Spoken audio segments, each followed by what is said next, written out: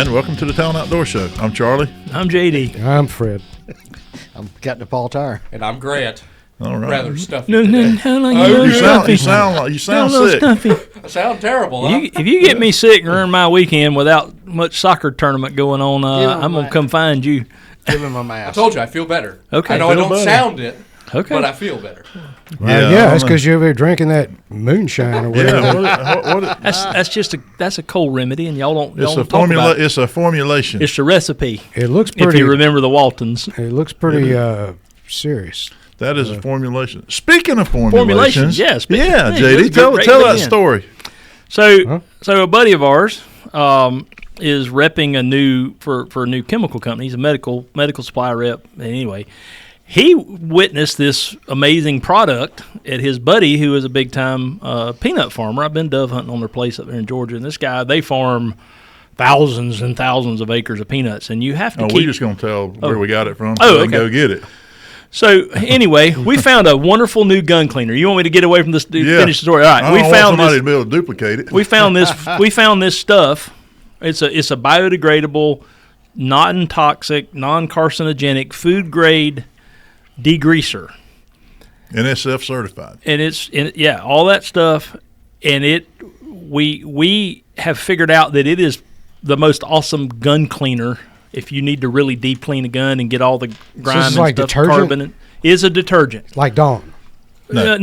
It's a detergent. And we're mixing it up. It's a degreaser. It's a degreaser. So it is but you talk about just like spraying it on your gun and watch the carbon and oil and all the nasty stuff fall off of it. So you could use it also to clean a fryer or something like that. It works fantastic for fish fryers, and that's exactly what Stuart said. He said, when you get home, spray this on your deep fryer. He said you will be amazed. And lo and behold, we put some in an ultrasonic cleaner. We cut it way down. Cut it way down, and formula with low power formula, and put it in an ultrasonic cleaner. 40, 50 to 20 50 to 1. We did a 50 to 1 in an ultrasonic It's cleaner. amazing to watch stuff just come off. Are you selling it here? Or? Yes, yes. we're waiting on the bottles and labels and all this stuff so we can put it on there as Talon gun juice. Talon gun juice, the world's best range grade gun cleaner. You're going to call it gun juice? Does it Talon clean gun a We juice? didn't call and consult you, and I'm sorry. We didn't check with you. We just looked for Juice? some- I mean, Yeah. for real? It Yeah. looks like pink grapefruit juice. Yeah, it looks like you could. That's exactly what it looks like. So we You could wouldn't want to drink it, though, would you? You can. I wouldn't recommend it. I wouldn't. It's probably going to clean you out. It says that it is a skin irritant, but you can wash your hands with it. It doesn't bother you. Why would you drink anything that's a skin irritant? Unless you have soft hands, like I saw somebody in the comment accuse Is it you safe of on having. aluminum? What? Yes. So they clean aluminum like our boats. Oh yeah, stainless steel, aluminum. Now, I mean, Really? it's not going to like take caked on stuff Right. that's cooked on and take, but it I guess. We took a suppressor that was heavily carboned, nasty, really dirty suppressors. They get really dirty silencers on the end of the gun because they catch all the smoke and carbon and stuff coming out of the end of the barrel. We took it, put it in ultrasonic, hit it with a toothbrush, a nylon toothbrush, and it came back like new. Wow. I hadn't cleaned my carry gun in a while, even though I recommend people do. Right. And I walked in here yesterday, and just pulled it out of the holster, field stripped it, noticed all the lint and crap in there, and the gunk that I had been. Anyway, I should have cleaned it before then.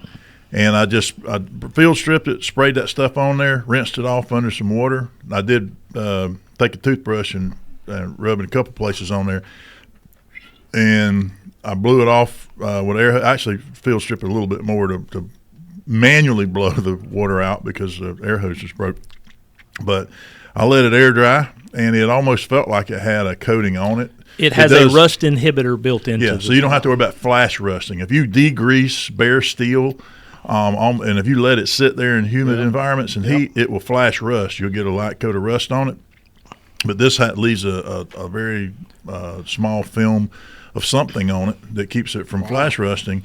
And so then I went back and I just put a couple drops of oil, and my gun's never been this clean. I mean, it wasn't this clean when I got it out of the box new, and it took zero effort beyond what I would normally do. 16 ounce spray. It'll come in a 16 ounce spray bottle. Yeah. Cost you about $20. Yeah. So That'll go a stupid long way. expensive. Yeah. And you could take that 16-ounce spray bottle that we'll have diluted, 5-to-1? Yeah. And you could dilute it another 10 times and use it in a sonic cleaner. So it's we just had to pick a concentration because we buy it concentrated, and then we will mix the formulation here. It's actually I'm looking forward to get my fryer clean. I'm gonna delete all the other stuff that I have sitting around as gun cleaner and use. You know, this. talking about gun cleaning, I remember when I was a kid, my brother would take me hunting. He would never he would wipe that thing down, never put it back up, because if you did, you touch your fingerprint like on a shotgun On a blued gun. Yeah. You know what I mean? So, We get old blued guns in here on a regular basis, and I go, well, we could find out who touched this 100 years ago because there's a perfect fingerprint on there where the oil from your skin and the acids from your skin get on there and they'll eat the bluing off of a blued gun. A lot of people go hunting and they don't think about it. They have a nice, pretty blued gun. They'll come back from hunting and just unload the gun and put it up, and they'll come back. I've witnessed this happen before in my own gun haul, and come out to be a little light rust film on it, and you can tell where you touched it. It'll have rust in it, so and this stuff we're talking about, you do absolutely need to re-oil it after you clean it, and that's oil does two things: it lubricates and it attracts particulates. So it attracts dirt and it lubricates, and what you're trying to do is get the old nasty. It's like an oil change in your car. You're getting the used oil off of there, putting new oil on it. So I think it's a great product. Well, I sprayed some of it on some raw gun barrel. We had a gun barrel that we had milled out a section of to look at, and so you had raw, untreated, unblued, whatever steel on there, and I sprayed this stuff on there, and it's been sitting back there leaned up against the wall for 3 days now, and it hasn't developed any flash rust on it. So that's good. Have you put it on anything? I know it works fine on plastics and polymers, but what about wood? Do you see anything? No, I haven't. I'm not going to put it on wood. I wouldn't recommend. I would recommend not putting it on wood. I don't know. I haven't tried it. I got an old gun stock. I can try though. Yeah, I just wonder if you get it on wood and wipe it off, is it gonna probably be fine? Yeah, but I don't think. I just want to make sure it's not going to take the finish being off. the amount of water base that it's using, which is the other thing. It is water based. You can clean it up very easily. Yeah. So not a petroleum product. You're not supposed to get it in your eyes, so safety glasses when you're. Mm-hmm. Anyway. So anybody pull an April Fool prank on you? Nope, not this year. I got. You got? I got. Bad. So April Fool's what, Tuesday? Yeah. Yeah. So it wasn't a very good day at the office, and the wife said we're gonna have dinner, just be us at the house, and I had to get a new freezer, a stand-up freezer, because my chest freezer's shot. And so I went up to Thomasville and got it, brought it home. It's fancy-looking freezer. It's got this little digital readout and all this stuff on there. So as luck would have it, here comes my son, the number 2 son, Grayson. He comes in, and he pulls up to the house. He wasn't expected. I'm like, well, I'm glad you're here. You can help me unload this freezer. And so we get the freezer unloaded, and I got the instructions, and I'm reading it and trying to figure out. I finally get it all set up. He's gone on his side. Meanwhile, my neighbors come over, and it's too hot for him, so he went inside, started drinking the liquor. And I plug the freezer in, and as soon as I do, this like gay porno music starts playing. And I unplug it, and it stops. Plug it back in, it starts up again. And I'm going, what the? And I go inside, and I'm like, have y'all done something to, is there some malfunction going on? And I look over and I see this look. Grayson won't look at me in the eye. He'd been sitting out there watching me plug that thing in, and I did it 3 or 4 times. And it was like, so you thought it was coming from the freezer? I thought there was some kind of speaker in there. Where'd you get that freezer from? Well, and so do you want to know? So that happens. And then I finally, I'm kind of hacked about that, and I'm like, all right, April Fools, whatever. So, I just want to know how you know what gay hear porno about that? music sounds like. Well, if I ever heard it, that's what it'd sound like. I mean, I almost put on some leather chaps and started running around. Don't go there. And some Lilo and Stitch pajama pants. It's the person listening to that would be wearing those kind of pajama pants. Trust me. But and then they got me again. I'll tell you how. We'll hear that.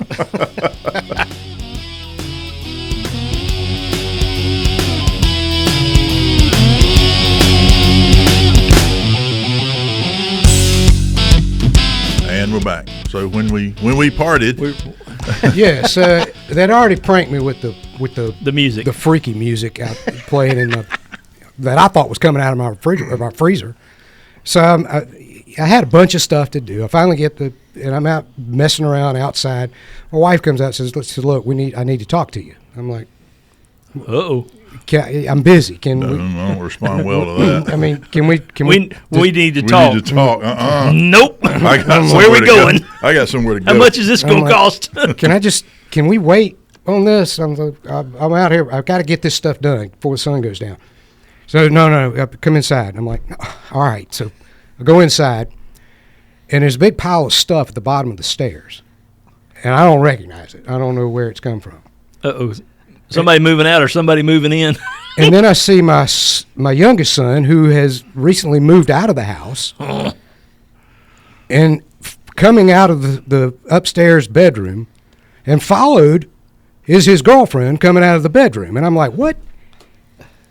And they both look at me with this deer in the headlight look. And I'm like, and I look at my wife, and she's got this, I didn't do it. Look, and I'm like, what is going on here? And so my son says, look, I don't know how to tell you this, but Laney just got kicked out of the house, and I just got kicked out of my house as well. We need somewhere to stay, and I couldn't find. I tried to. It's only going to be for a couple of weeks, and I'm like, I looked at my wife and I said, you told me it was going to be me and you having spaghetti tonight, and that was it. And now all the children. And now I got Grayson, I got my neighbor in there drinking my liquor, and I got him moving in my house.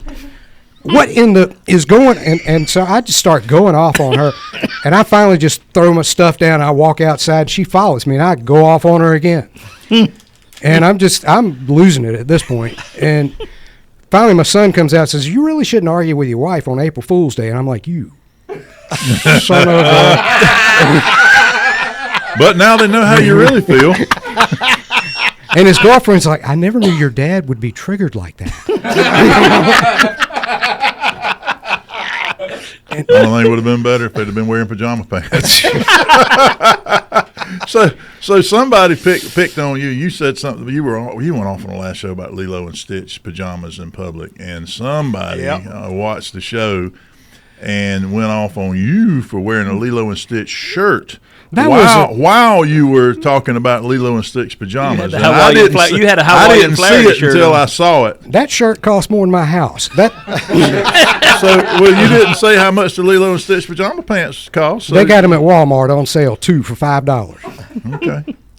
I just can't get over the seersucker pants you're wearing today. You look quite sharp, by the way. I had to go to court. Southern lawyer right there, buddy. Well, Wearing light blue. That's what I wear. Seersuckers. That's my court. That's your court attire? Yeah, Matlock copied me. Except on Halloween. Yep. What kind of critters are on your socks? What I got on there? I think I got dogs on there today. Like pointer dogs. What? Fred, there's only one Nothing. of you. I'm just eating this piece of candy. That was a Peter Millar shirt I was wearing that I got at the Players Golf Club tournament. Okay. So, I mean, it's a golf shirt. Yeah. I got you. So, like Grant's, he got him a player's hat over there. He's You fancy people. keeping his fever down. I ain't figured out how how Fred being Fred likes to hang out with us. That's what I can't figure out. Well, his wife apparently doesn't like him hanging out with us because every Apparently time we're apparently a bad influence. he comes home from hanging out with the rednecks. Speaking of rednecks, Okay. man, I was Redneck store. I was driving to town the other day. I forgot something. I had to run a Tractor Supply, and that ain't the redneck part, but it kind of is. And I'm driving to town. I look over next to me. I think I told you this, and then the bicycle lane that they had installed on the highway I live on.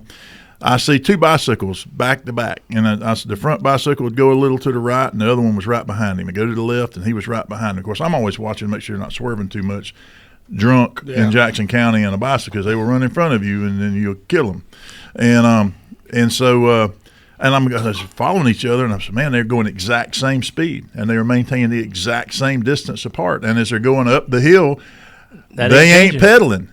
And I'm trying to figure out what this is defying the laws of physics. And then I go up. I noticed the front one he ain't pedaling because it's an electric bike. But the one behind him, it ain't electric. And he ain't pedaling either. And that's when I noticed the clothesline that was attaching the second bike to the first bike. And I'm like, can you imagine how that went? Hey, man, It went. Hey, man, let me borrow your bike, go to town. You ain't riding my electric bike. You'll crash it. Well, I need to go to town. Well, you ain't using my bike. Well, ride your own bike. Man, that's a long way. I can't pedal that far. Man, I needed some natty lights. I need to go get us another 12-pack. And all right, well, I'll tell you what. You get 18, and I'll take you. I ain't sitting on that bicycle with you. No, man, go out there and get the clothesline and meet me around front. And we're gonna go to the Dollar General. If you've ever towed your friend on a bicycle to the Dollar General store, you might be a redneck. That mess. Jeff Foxworthy, here you go, Grant, buddy. I sent you the video to the email and with the pictures and all that stuff, so you got to drop that in today's online show. You got a video of it?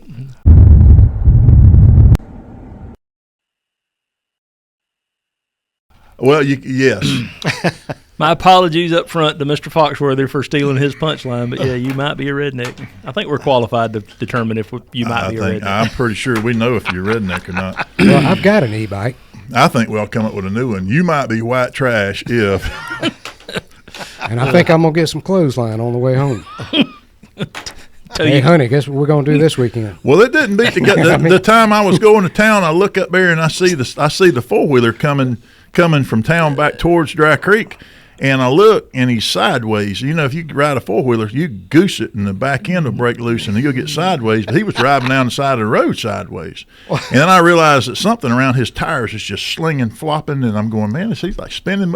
No, it was pieces of rubber coming off his tires. He had all 4 flats riding down the road on the rim. But what made it funny was that on the rack of the 4-wheeler, on the front and the back, he had 4 tires and rims that had air in them. So wherever he went to get tires and rims to go on his 4-wheeler with 4 flats, he didn't have a wrench or a jack or no help. He just went up, got them, stole them, bought them, borrowed them, swapped for them, did something, and was coming back with said. And about a week later, I saw him again. And he had 2 good tires and 2 flat tires, but at least they hadn't come apart yet. So apparently somebody needs to buy that old boy a tire bicycle pump or something. I guess they don't patrol that road very often. Do what? I guess they don't patrol that road very often. Oh, there's 2 deputy sheriffs live right across the road from me. They go that way every day. Not to mention the trooper that's about half a mile from the house. I guess they just don't care. We just don't care. That's the thing. Is More important things going on. Why would you? You know, the thing. Yeah, one old boy works at the sheriff's office. I think he may be coming back. I was driving to town one day and pulled up near the interstate, and there was a homeless guy standing out there by the road with a sign, and the deputy walked up to him, and we don't take that crap in Jackson County. Mm-hmm. And he had got to the point where he said, finally, put your hands behind your back, and the guy bowed up and wanted to tie up with a deputy, so I pulled over the side of the road, and he tased the bejesus out of him and run up there trying to I ran up there. You know, I got you back, deputy. Got you back, deputy. He turned around and looked. I know you. And so, all right, we got him handcuffed and got it and went on. Some dude over there at the camper sales and propane place is giving the deputy thumbs up and telling me thank you for helping him and all this stuff. It's like a team effort, man. Don't bring that crap to Jackson County. But you can have a homeless guy with flat tire 4-wheeler dude and a clothesline on a bicycle on an e-bike. That's perfectly acceptable. And that's okay. That might could help you in your business. You need to know what's acceptable and what's not acceptable in certain parts of the world. I'm learning.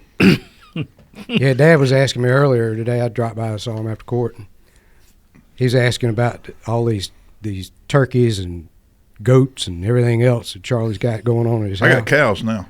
And you got cows? I got cows and pigs. Yeah, he's like he's just gonna live off the grid, isn't he? And I'm like, I think that's his plan. He's like, he ought to rename that place Mariana Ruby Ridge. You don't want to come to my house and try to get me. First off, I am still affiliated with the sheriff's office. I'm gonna probably, and my wife runs dispatch. I'm gonna probably know they're coming. Mm-hmm. So you don't want, and it would have to be really bad. But yeah, I have every intention of being capable. I know. Of living off grid, and everything I do now I consider.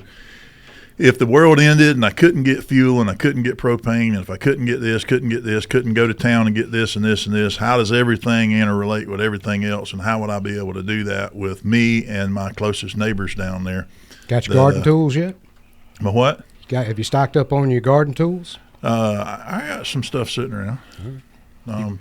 I can build that stuff because I got a big enough solar system to run the welder, and I got enough steel sitting around. I could probably fabricate just about any handheld tool I want. There you go. All right. The problem is I keep farm tools like I keep shovels and hoes and all that around the wooden tools until they rot. I mean, and then the plastic ones break because we're hard on stuff. Stop, Fred. Stop. I saw the wheels turning. I saw the wheels turning. Stop. You said hose. He said hose. Didn't I say talking about the farm tool? Didn't I say garden hose? Yes. Yep. I was specific, Fred. I think you said garden tools and hose. Anyway, well, you can't say that in front of Fred. You should know that by now. I was just gonna. You have to. That is not nice at all. Shame on you. Was just gonna say you can replace the handle on a hoe. You can. But it's cheaper just go buy another one. Well, you could, but I mean, and then you throw the old one in the pile of crap my wife doesn't want me to have. So I have all the parts and pieces that I can refabricate later on. In the meantime, I'm just going to go buy a new one. What? I started replacing all my garden implement handles that rot with fiberglass ones. So you can do that too. That's have a fiberglass hoe. You run over one, and it just crushes it. Though. Yeah, then you throw it away. Yeah, that's right. All right. They're disposable. We'll be right back.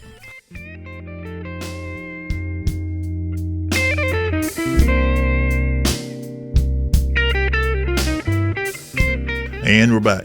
So if you're in our Wiregrass listening audience and you come by the range, we've gotten busy out there. And so what we had to do was a lot of people go out there to shoot at 100 yards, and we traditionally put you down on the 400-yard range. But then there are people trying to shoot 400, and, it gets a little crowded over there in our peak hours. And so we built a 100-yard range not long ago, and but we never had shade or tables or shooting benches. There was one picnic table over there, and it just really wasn't. So we got that gum. That skittle. We got my buddy Joe Baxley come up there and help us put up a lean-to shed, a barn. Did a good job on it. And we built a 14 by 32 shed there on the 100. It's exactly 100 yards from the targets. And then me and Jerry went up the other day and built 2 of the shooting tables, and they are nice shooting tables. I think you saw a picture of them, JD. And ambidextrous shooting tables. Ambidextrous. There is such a thing. Right, left, or you can sit in the middle if you want to, if you can't make your mind up.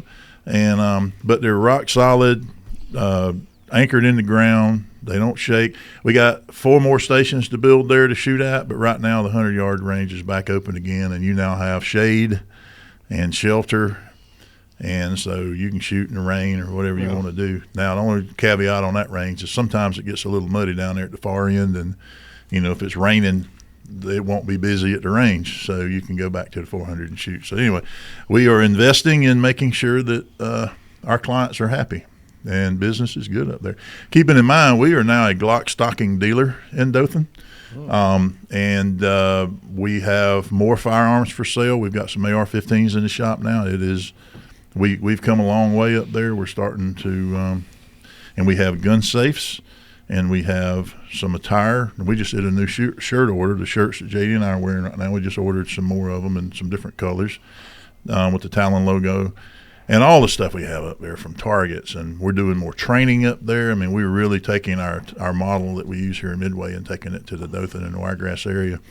And we have we have SIG M18s for sale in the shop. So if you're in the military, you can come out there.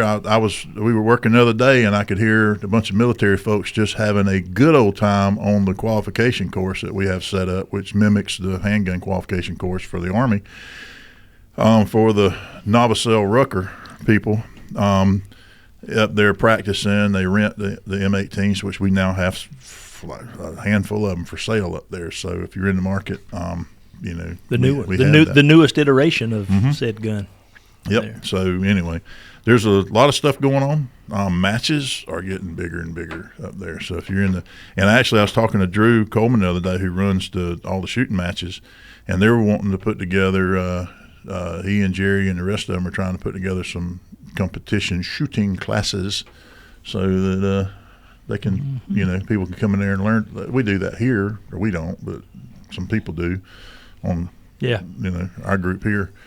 And so a lot of changes. Well, it takes it. You know, that's when you kind of have an idea of what's going to happen. Your first time is without a lot of anxiety. Hopefully, that's the idea behind teaching. Oh, shooting. Okay. Yeah, that's the idea. God, you and Fred. I tell you what, the idea behind that is if you've ever come out here and learned how to do it before you ever shoot the first time. If you've learned how the match is going to go, you're lower your anxiety level.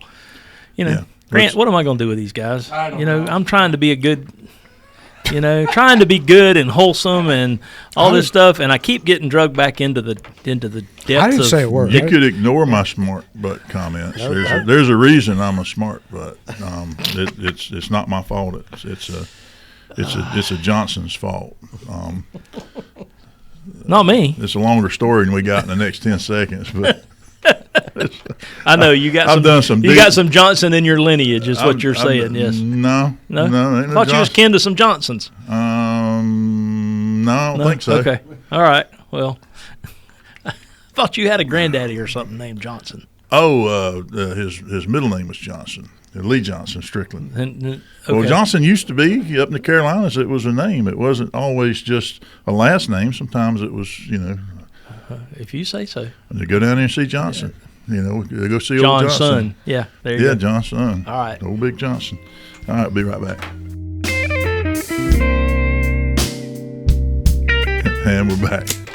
So, what's the matter, Fred? I'm just looking at this stuff. I'm just anyway. So yeah, we do what we do now.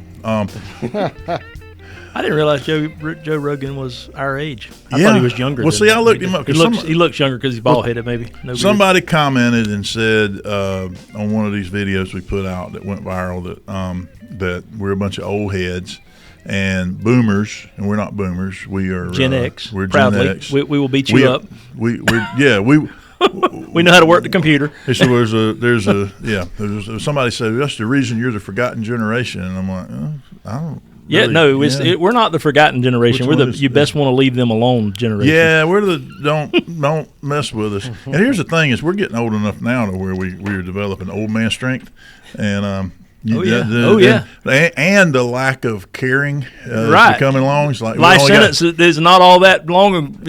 Well, you don't mess with old guys because they have less time on this earth, and they begin to care less whether they go to jail or not. It's like, well, they get free health care in the jail, so maybe they can do something about these aches and pains. I'll tell you, you're talking about being stronger. My son he's stronger than I am. He's 180 pounds. 6 foot tall, 180 pounds. He's strong. He goes to the gym every day. He is just unbelievably strong. But he does not know how to use that strength the way, and I'm not as strong as he is, but I know how to use it better. And that's a difference between old men know how to use what strength they still have in their, Well, in a fight, being able to bench press a certain amount of weight or curl a certain, that really doesn't apply to, and it's like I used to watch my daddy pick up a tractor tire. And I was working out. Yeah, I was in the and gym. I was a football player. I was doing all that, and I would try to convert that into, okay, this is a deadlift. Let me do this. Let me do that. And I'm struggling to get it up. My daddy grab one hand and just would walk in there, and he would just grab it, and set the thing up. He goes, "Son, I'm tired of watching you mess with that." So put it up there. And I'm like, holy cow! I can do that now. Yeah, I may pay the price. Oh yeah, it's afterwards, but it costs. It does. I'm at the point now with all the back issues and stuff I have, and hip issues and everything, and shoulder issues. because that relief factor really works really well for me. But the Are they a sponsor now? no. No, we're just being honest. Both of us take it, and it works? Yes, sir. Well, I mean, I got him on it because it worked so well for me. And you probably heard about what was it, Hannity? You Yeah, were I was watching? one of the. And it's better than that burner crap he promotes. Because that, that lady asked me the other day, one of the, and ma'am, I'm not picking on you because I know I get that call in here. She wanted to know if week. she could open carry a burner, and I'm like, I'm pretty sure you can because it's just it's a paintball gun with pepper powder in it and oleum resin capsaicin powder inside the thing, but if you shoot me with it, I'm gonna cough and hack, and I'm gonna end up hurting you because it's not gonna. They can say what they want about that kind of stuff, but get a real gun. Yeah, you're gonna carry something that looks like a gun, you might want to have a real gun. Yeah, because if you pull that on me, I'm gonna shoot you because it looks to me like a gun. And the fact is you can disable me with that. Speaking of that, did you see that boat captain over the? There's another one. There's another one too. Yes, I did. The first one that the guy jumps on the guy's boat. He's lucky he didn't get shot. Dead. Yeah. Yeah. Because that is burglary of an occupied conveyance with an assault. Yes, it is. And it is forcible felony, and you are. Castle Doctrine applies on a conveyance. It certainly does. And you are presumed to have a reasonable fear of death or great bodily harm. Yeah, that guy's catching all the smoke if he gets on my boat with me because he's mad. That's just he's catching all of it. Yeah. If you're in Florida waters, you're good. Well, whatever started that fight is irrelevant. Whatever started that argument, he put his boat over there next to the other one, stepped off of his boat into that kid's boat, and the kid was he was a little mouthy, but the thing is that's like it's road rage, but road rage, exactly. It's road rage, but on the water, and the water is there. Now there is nothing that aggravates me. Well, I got really mad at a fishing guide service in Panama City a couple of years ago, and I told you the story where we got on some fish. And I've got my wife and both my girls out there, and we were on some mahi 3 miles offshore, and we're catching mahi as fast as you could get the line back out there and get them in the boat. And this guy was coming by in a charter boat or whatever with all the fancy wrapping on the side of his boat, and I'm not going to name the company, but I remember it. And he comes in and blows by us at top speed in the ocean. In 80, 100 foot of water, he's in the ocean. And there's no reason for him to come 25 yards away, 30 yards away from where we're on some mahi. Always. When you see another vessel, you go out of the way. Right. But then there was no reason. He had a bunch of people on the boat, and I'm sure he probably saw us catching fish and goes, I wonder what they're catching out there in the middle of nowhere. Well, you have binoculars. Well, we were on a little piece of cardboard floating in the water that had a bunch of dolphin under it. Had a bunch of mahi on it. That's how you found them. Yeah, and just got lucky to find it, and it's going to be gone when we that those things happen and they go away, and you just take advantage of. We just got lucky, and why that guy did that, I don't know, but it made me mad. But it didn't make me mad enough to go run him down, threaten to whip his butt, and hurt and getting into all this ruckus over it. Find out where he docks and pull his plug on his boat at night. Well, this guy. Yeah, well, there was a second one where a guide comes by. And the guy's, I don't know, it's somewhere down in South Florida, and the guide actually got on there when somebody said, "Yeah, that guy's a jerk," and blah blah blah in the comments, and he goes, "It was me." And that guy had passed me in a no-wake zone to get to this hole, and I had a charter, and I was going to that fishing hole, that fishing spot, and he got in front of me and beat me there and violated the no-wake zone to do it and all this other stuff, and you're going to stop and just get in a cussing contest with the guy that got your fishing. Clients. Yeah, in front of your clients.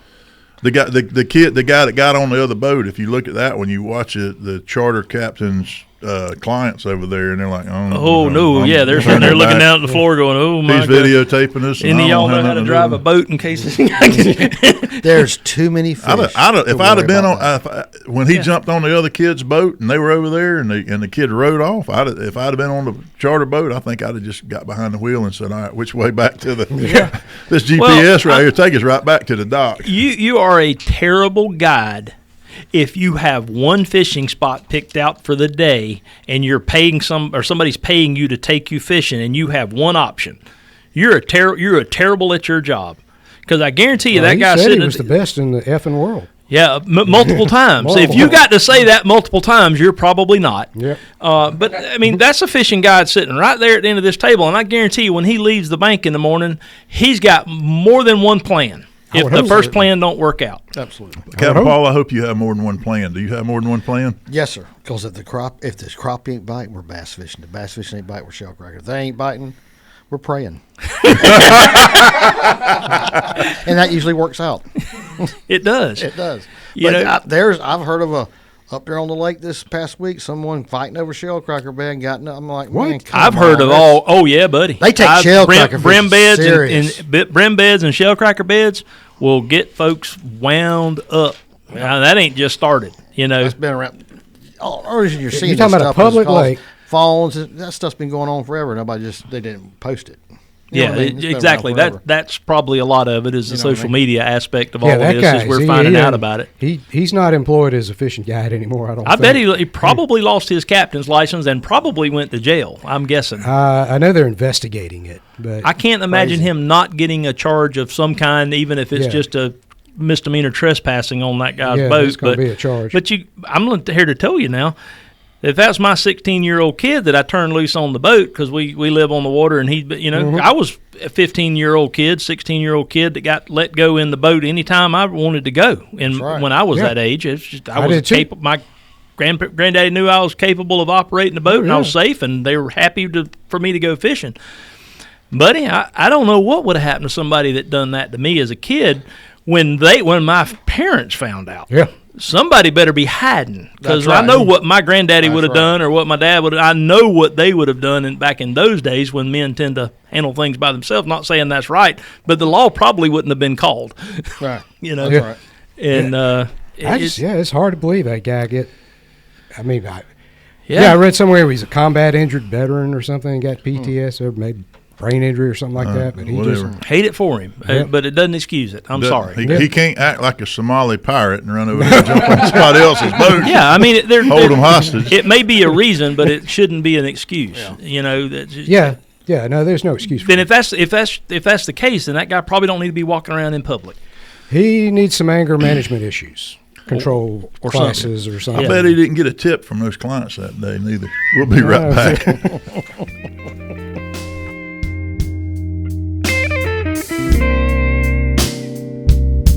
And we're back. Hey, Paul, before we get to fishing, I Yes, want sir. to thank the Department of Transportation, the Florida Department of Transportation, for installing bicycle deterrents on the side of the road in front of my house because you always worry I'm going to hit one in that bicycle lane. So yesterday, I pulled out of my driveway and I see lane closed signs. I'm like, what? This is a brand new highway. And I look up and they are milling rumple strips in the bicycle lane between me and town. And have you ever ridden a bicycle on those weird shaped seats that put all that pressure on the portion of your body that rhymes with ain't? On the tank? And yeah, and I think you can say taint. You can say taint on the road. and if you're riding with those little thin road bicycle tires and boy. you hit a rumple strip, Uh-oh. it definitely would get your attention. them things And will hurt so- your taint on solid ground. They have installed bicycle deterrents on the side of Highway 73 south of Mariana. It'll let you know if you run off the road in a truck. It'll also let you know if you didn't stay in that 6 inches they left for the bicycle. so I don't know if that old boy's going to be towing his buddy to town with that clothesline anymore or not. Yeah, rough ride. So the fish biting? Yes, they are. The shell crackers went on the bed after last episode we recorded. That the next day they were moving on. So that's definitely Nice. happening right now. Don't we have full moon coming up? I don't know. I had to New look. moon is coming up. There's a big high school tournament tomorrow on Lake Seminole. I think. Allie's boyfriend's a fishing. in Yep, it, I got to talk to him a little bit before I hope they catch him. I think I'm he going can. to the weigh-in Sunday Really? afternoon. I've been got corralled up about taking her and her little girlfriend dating him and his fishing partner. So they Yeah. done got Awesome. they done put in to go to the weigh-in. Well, it's going to be, man, I think there's supposed to be like 200 boats. There's a tournament Saturday. It's 2 days, a Saturday and Sunday. They're different tournaments, but they're, Right. you know what I mean? But that's going to be good. Just letting people know that are coming up here, and there's it's gonna, like, A lot of boats really on the busy. water. How'd you do last weekend, JD? Oh yeah, we went Yeah. we went out. I think I caught 4 or 5, a couple good little bass. Okay. Allie, my 15-year-old, she lost a hoss Really? hit it right at the boat, and went straight down back up under the boat, and it was one of them real quick, woo, woo, woo, and it broke off kind of thing. And boyfriend got smoked. I mean, we between the two of us, I think he caught one fish and didn't even get it to the boat good. And buddy, that youngin laid into him and just ribbed him about us whooping up on him. Oh, you tournament bass fisherman. You didn't catch that. Are you going to get Allie in this high school fish? I saw a young lady by driving the boat up on the trailer yesterday up there at Addie's. It was good to see. You know, I have never had success pushing my children into anything. Right. I have made it very, very obvious to her that Daddy would be really happy if you wanted to start tournament bass fishing, and I will support your efforts completely. And I don't know if she's going to take the bait or not. No pun intended. I would love for her to, but she plays soccer at a very high level, and it takes up a lot of her time. And between that, and we don't let grades go down on behalf of soccer, but between grades and soccer and high school honors classes and that kind of stuff, I honestly don't know that she has time. You know, talking about that with the high school. She's gonna meet a better husband at the boat landing than she is on the soccer field, though. No I'm just telling doubt. And probably won't have dyed hair and yeah. And that's one thing, guys. I get excited about fishing with kids. You get an opportunity to inject them with. I thought you were going to say you get excited about dyed excitement hair. of fishing. You know what I mean? Can stay with them for the rest of their life. It's huge. Yeah, it is a lifetime sport. I tell people, sure. I get a chance to take a youngster's getting into it. I'm like, I get real excited about that because I know what it did to me when I first went. And, you've been fishing with her, and you see how much joy she got out of that day of catching shellcrackers. She loves to go fishing. I can already tell you, if she ever decided to do this, she'll be good. Yeah, I think she would too, and she understands what's going on. And but I've had working with kids. I ask them, I say, do you work a job to bring in money to help the family pay for the bills? And they're like, no. So your only job in life is to make A's, and your dad and your mom will support your fishing. That's all you got to do. And then I've had numerous kids. Their parents call and say, "I don't know what you're telling my kid, but they went from B's and C's and D's to A's." I was just tell them the truth. I'm not going to waste my time with you if you ain't willing to do what it takes to win. Wish I had met you about 18 years ago. It's all, and not everyone gets it, but the ones that do get it. Yeah, you're right. There is honestly no telling where I personally would have ended up. That's right. You know, as a kid that their father died when I was 13, and had my grandfather not been there, and because you see so much of the trouble in the world today is coming from fatherless homes. That's right. That's the root of it. You know, that's the root of it. But you know, my granddaddy took me hunting and fishing. That's right. And instilled the love of that outdoors in me at a really young age, and it's never gone away. And it kept me out of trouble because I knew that if I got in trouble or did something stupid, that Papa was not going to take me hunting and fishing anymore. That's right. So, you know, and I think that's and like you said, it's not for everybody. That's right. But you never know. There's some kids out there that I know some kids out there that absolutely love it, live for it. That's all and they're generally speaking, they're not bad. I've never seen a kid that was involved in that kind of stuff that went bad. That's right. Me neither. Yeah. Ever. It's awesome. But like I said, the shellcracker bite, and that's good. Even on Lake Talquin, you got shellcracker starting to bed down there. The bass has been schooling on the shad spawns. That's just happening on Seminole. So I'm expecting a pretty good weight for this tournament on Seminole this weekend. Yeah. I bet it'd be over 21, 22 pounds that lead the tournament. Yeah, hey man, that's we were picking at Slade about not catching fish. He was throwing a big old one of these big bass lures, right. These big huge big swim bait, or he called it something, glide bait, big. You know, so he was trying to catch a big one, and we had fun picking on him because we caught more. She caught more than he did, and I caught more than he did, and she was picking on him fun. And I want to go back and say he was trying to catch a monster. That's right. You know, and if you target, and you can go out and target large, because a big bass, it takes a big fish to hit a big bait. Right.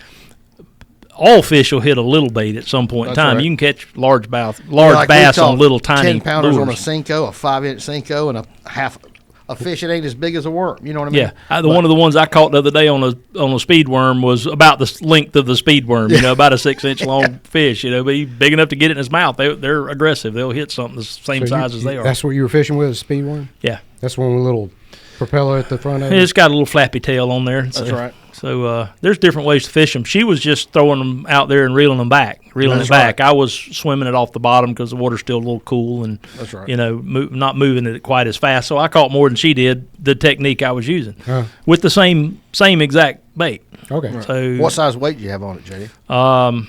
it was small, like a 3/16 or something. Something Yeah, I could throw it a good ways. Today I took a fella out and he went back to the area. He's from out of town, didn't know the lake. It's got a little club tournament coming in. And he called me back and said, man, I went back to check that spot that we just kind of expand on it some. And he goes, I got a problem. I caught one that broke my rod. I tried to lift it out of the water. I didn't think it was that big. It was like a 7-pounder. We got the fish in, but broke the rod. I said, why would you go back there before your tournament? Yeah, I know. I said, just leave from there. You can do that tomorrow. Yeah. No, it's you don't want to overfish when you're pre-fishing, man. And I know guys that pre-fish stuff that they'll take their hooks and break them off and just figure out a way to get a bite. Nowadays and not they make those little keepers. You know, yeah, that's what I'm talking about. That's all you need. They'll take it and make a keeper on there. But where I their did have one bait doesn't have time- any hooks in it. I was flipping some. I know you don't like to flip, but sometimes JD, that's good. Oh, I know. I was flipping in some grass, and one hit it, and I ain't got a hook. I was holding the rod, and he kept pulling me down. He sucked it through his gills, came out his gill, wrapped around his head. I lassoed him. Like how does this happen? Trying your like, well, best that don't not work. trying your best not to catch the fish and do it anyway. Like That's a just 7-pound because you're a pounder. great fisherman, Paul. No, That's what I don't. No, it's just one. Got lucky. I like Well, it. he didn't Last say night. Or he did it on unlucky. purpose. Yeah. I didn't do it on purpose. I wasn't trying to do it. You should have said you did. No, I'm tell the truth. That story should have said, you ain't going to believe what I did the other day. I set out, I figured I'm going to try to lasso me a bass. And doggone if I didn't do it. You ever fished a jigging spoon? I had a buddy up on Lake Eufaula. He's jigging it. Well, he gets about a 3-pound spot, big one.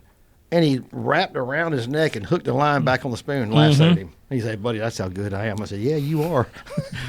Yeah, jigging spoons are they're coming back in popularity. Yeah, for a long especially in the time. winter. Yeah. Or if the fish are schooling like they do on Talon, you can throw that thing a country mile and get it over there let it ring across the surface, let it fall down through them and catch them. Yep, for sure. What about you, Fred? You've been fishing your lake behind I the house? have. I started to go down there the other day. I was going to do it on April Fool's Day, and then you got I yoked. got all Then they messed caught you up up. in that mess. How long did it take you to get unmad? They didn't leave till 9 o'clock, so about 9:30. 9:30. Yeah.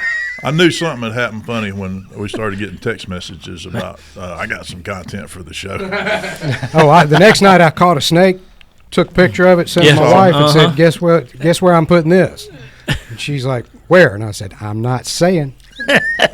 She still don't know where that snake is. Check your pillow twice. I would like to mention, if we have time, I got another boat this year. If anybody would like to come shellcracker fishing, give me a call, 850-264-7534. Cool. We'll See y'all next week.